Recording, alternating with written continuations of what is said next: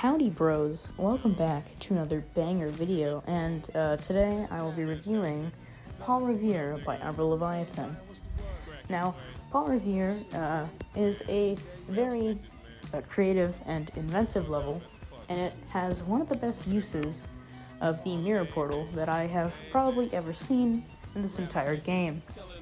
Now, I'm not really good at intros, and honestly, nobody even cares about intros. They're dumb. So, let's just get on to the actual review. Alright, so before I talk about the actual level, I just want to talk about the song, okay? Because the song really elevates this level to new heights. Now, this song was actually made specifically for this level, which is why it plays into its theming so well. The song feels eerie and chaotic, and the level feels, well, eerie and chaotic. Now, the song also sounds reversed, which plays into the mirror portal element of this level. But honestly, I think I should probably stop myself there when talking about the song, because I could honestly go on and on for this whole video. So, anyways, let's get on to the actual block design.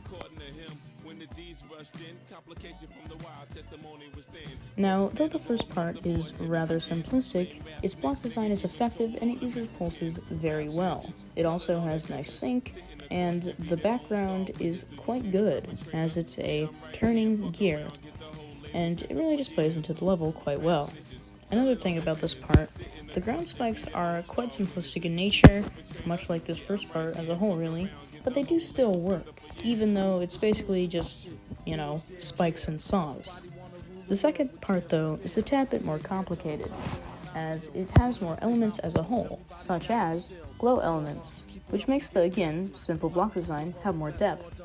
This part also has great pulses and colors once again.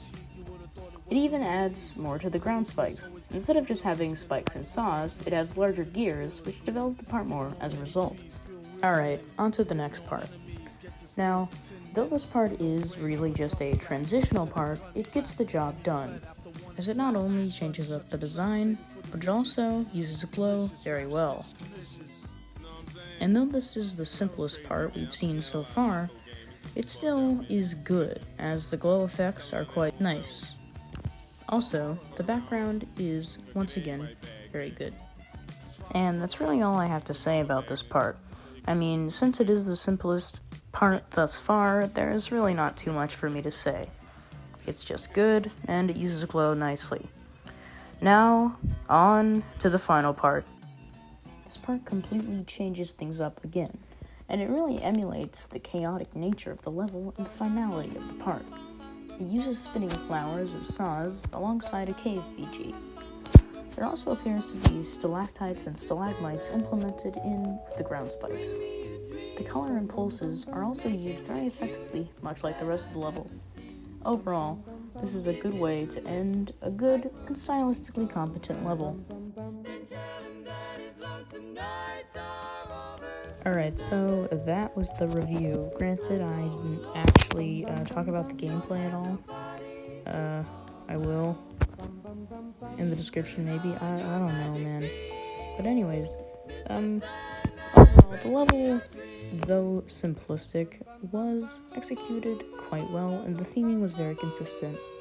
It also gradually got better, and it really pulled you in for the whole ride.